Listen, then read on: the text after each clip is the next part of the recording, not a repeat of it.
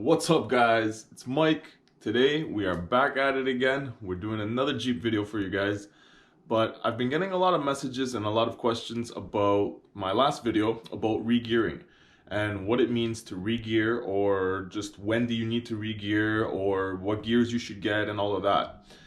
So my Jeep recently, because of a subscriber, thank you to that subscriber for letting me know where I could find my full build sheet for my Jeep. And I did get the full build sheet, and on there I found out I have a 3.7 axle, so a 3.07 gear ratio. And that's probably the lowest gear ratio that you can get. I actually didn't even know that they go that low. I thought 3.27s were the lowest, but I guess there you go. More surprises with the TJ. But yeah, basically I'll take you guys out for a drive and I'll show you guys what it's like to drive with 33-inch tires, a 2.5-inch lift, and a 5-speed 4-liter on my 2001 TJ. And basically I'll show you guys what the acceleration's like, what it's like to go through turns, and just what the drivability of it is. Basically to give you guys an idea of what it's like before you upgrade your gears or before you re-gear. And personally, I don't think I'll be re-gearing anytime soon. I will be planning to either get myself new axles and get higher gear ratio then, or eventually re-gear, but I am hunting for axles, so that's why I'm waiting. But for now, let's go downstairs and I'll explain to you guys a little bit better what re-gearing is, why you need to re-gear, and basically what that whole situation is. So let's go down to the Jeep right now and I'll show you guys what I'm talking about. So what is re-gearing? Basically, re-gearing is when you get yourself a larger set of tires than stock, the gear ratio in your axle inside of your differential back here in this guy is not gonna be matched up to properly turn these at the right ratio and at the right speed. What does that mean? So if you were before accelerating, let's say from 0 to 60 in 7 seconds, now it would take you a little bit longer because you have a larger tire. The only way I could better explain this is when you're riding a bicycle and say you have a BMX bike or a bike with smaller tires. If you put larger tires on it, you'll have a higher top speed, but it's going to take you a lot longer to attain that speed. It's going to take you longer to accelerate. So it's the same idea here. You're going to feel that loss of power, and it's going to take you longer to accelerate because you have those larger tires, and they also weigh more. So it's kind of basically like if you're riding a bicycle and say you're riding your bike and you're in a lower gear and everything is great, you can ride and everything is smooth sailing. Now if you jump to a higher gear, let's say you jump to the highest gear, that big gear where you can pedal really, really fast and you don't go anywhere, well, that's great for going up a hill or something, but when you're driving or when you're riding everywhere, that's not very good or very efficient. So that's the same kind of idea. That's kind of what's happening here. So your gears were set up to be running with a certain size tire. You increase the tire size and now the gear ratio is not adequate. So when you go up a gear ratio, so basically I have 3.07 gears. People that get bigger tires get higher ratio gears. So like a 427 or a 457 or 456, I should say. Something like that in that ratio. When you go up a gear ratio, you're gonna have better acceleration. You can accelerate, but you don't have top speed. So you have that, you kind of have that trade-off. You have to pick which battle you want to fight. So you want to pick basically the right gear ratio for your size tires. Now my 3.07 gears are definitely not the right ratio for my size tires. I can tell you that right away. But the drivability isn't as bad as you think. And I will take you guys for a drive in a minute and show you guys exactly how the acceleration is, how it is just driving in traffic, and how it is taking it on the highway.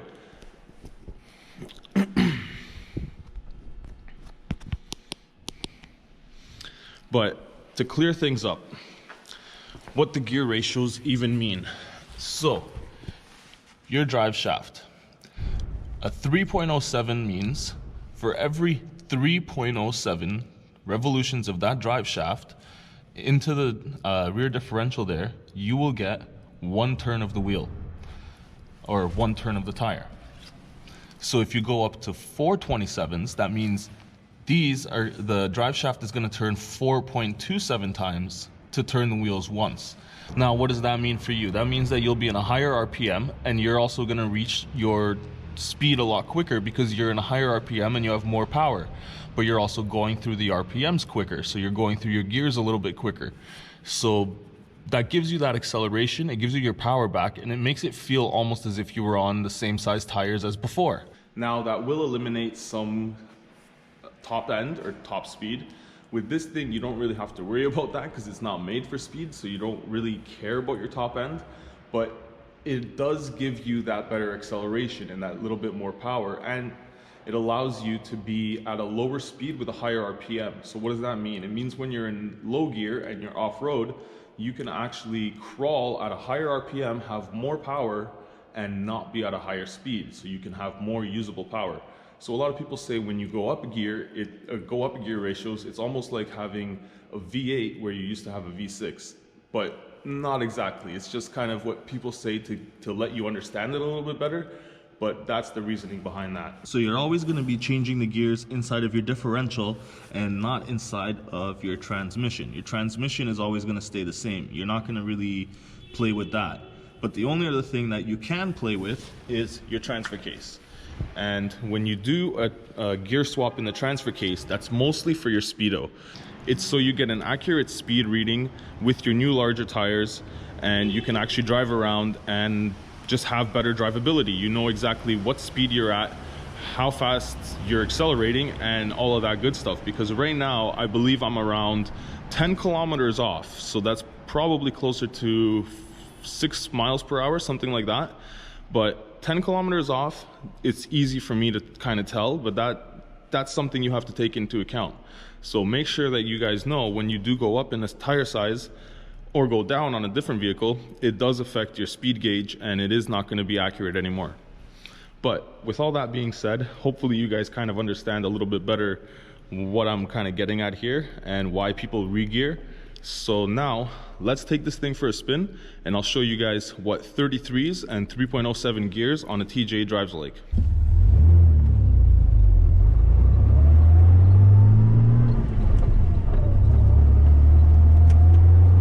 So you can see there, I don't have to do anything special. I don't have to shift at any kind of crazy RPMs. I can drive it regularly. I start off from around 12 to 1500 RPMs. Then I shifted at around 2000, and yeah, like there's nothing special you really got to do. I don't find my RPMs to be crazy, but at the same time, I've never driven this with stock tires on it. The only tires that I've ever had were 31s. Now I have 33s. So the comparison for myself isn't that great, but for you guys who are driving stock TJs out there and TJs that aren't lifted yet, or have the stock wheels at least, you'll be able to see for yourself my shift points compared to yours. And I have a 5-speed with a 4-liter manual, or manual, obviously 5-speed, but it's the 4-liter. So in case you guys were wondering, to match up based on what you have, because all the different transmissions have different gear ratios, you can actually get these with a 6-speed or a 5-speed, depending on the year that you have. And you can also get these with a 4-cylinder. So it all depends on what Jeep you guys have and what gearbox you guys have, and that'll also affect what rear axle it comes with and what gear ratio you guys have in the rear.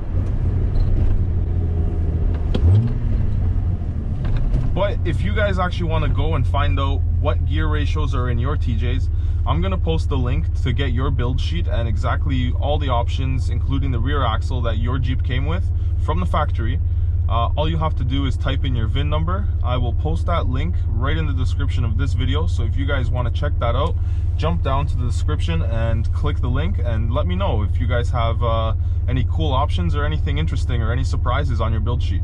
So here we go from a start again. You can see that was probably about 1200 RPMs, second gear at 25, and we're cruising. I'm not even giving it much throttle. I'm giving it probably around 30 to 40% throttle, the same as you would give in a regular car when you're just driving on the street. And it does still have the bit of power that you need to get you up and going and get that acceleration, but definitely it isn't gonna win any races. It honestly does what it needs to do. It gets you up and going, it accelerates, And right now I'll jump on the highway entrance here. I'll go 1 or 2 exits just to show you guys what it's like at highway speed and what it accelerates up to highway speed like. And honestly, it's not that bad.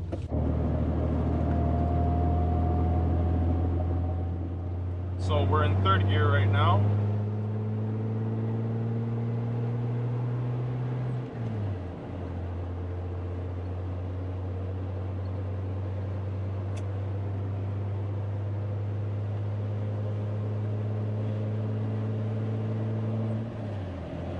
And there's 5th gear. And we're going about, it says 100, but we're doing 90. We'll speed up a little bit more. And if you want to actually pass somebody, you're not really passing too many people, but as you can see, you can pass people. And there we have about 110, 120.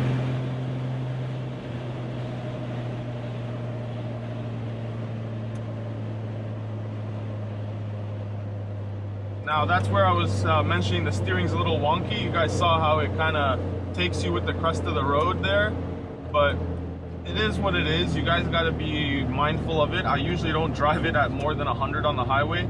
I was just doing that to show you guys how it drives, but it honestly drives like a normal vehicle. You don't have any issues. Like I said, it's a Jeep. You're not going to win any races, but it does what it needs to do, and you can still do highway speeds and you can still drive around the city. So like right now we're at 2nd gear, 2200 RPM. I'll floor it.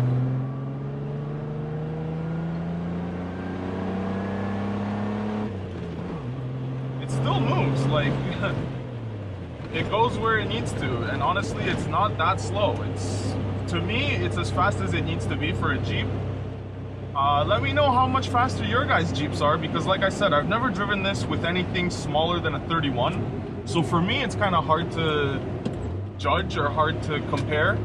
But personally, I don't think it accelerates that bad. I think it's a pretty decent and respectable acceleration for a Jeep.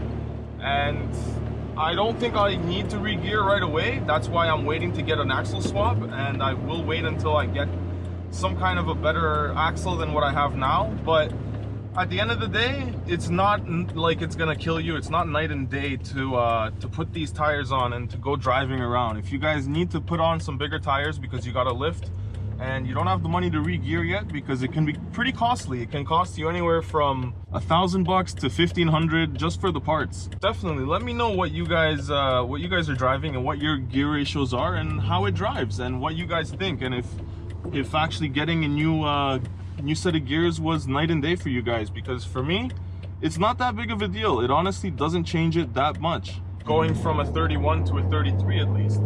So for anybody who's gone from a stock size tire up to a 33 or larger even, and you have re-geared or you haven't re-geared, let me know what your experience is and let me know if it has made a big difference to you. But we'll do another short little acceleration. So we're in 3rd gear. Oh, and now somebody's in front of me, so we don't have the space. But we're in 3rd gear, and basically if I was to give it some gas, it takes a little bit to get up and going, but that was about 50% throttle.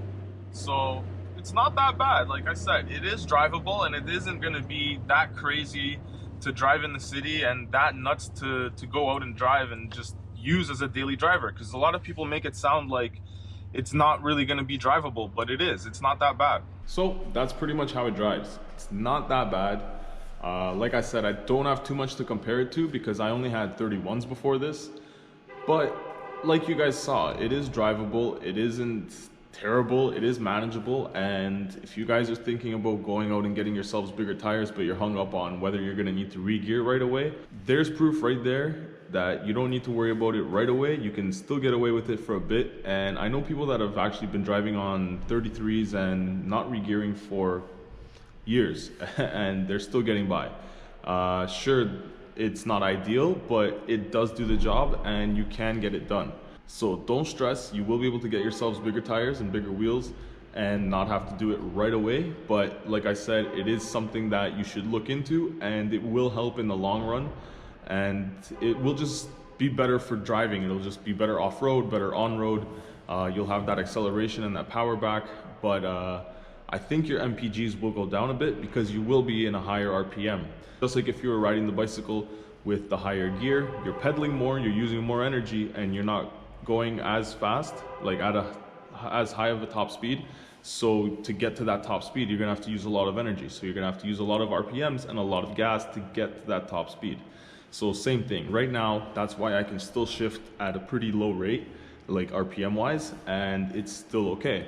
But if I was to re-gear, you would see those RPMs go up, and that's just the side effect of re-gearing. And that's just math, that's just how it works. That's what happens when you re-gear. So you will get higher RPMs, but that is something that you should expect and something that will happen. So for now, I am gonna wait until I get myself some new axles. I don't think I'm gonna be stressing about re-gearing right away.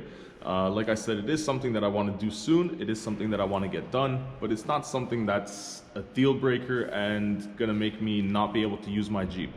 So hope that helps you guys. Hope this is helpful to you. Hope you learn something, and hope it clears it up a little bit, because it takes some research sometimes when you're driving a Jeep and building a Jeep, because not all the answers are there, and sometimes you're wondering what the heck is going on, or what do I need to do, or what do other people do. And hopefully this helps you guys kind of learn and know what to do with your Jeep and what's happening and the science behind it. So thank you guys for sticking around. Thank you guys for watching. Like I said, hopefully this video was helpful to you. If you're new around here, consider subscribing. Jump down there and hit that subscribe button, because there's tons more awesome content coming your way, and I've got a bunch more mods, including the light bar that I need to put on this week. We'll still be addressing the sway bar links, and we'll be taking it off-road. So stay tuned, guys, because there's a lot of good videos coming your way. So until then, guys, ride safe out there. Peace.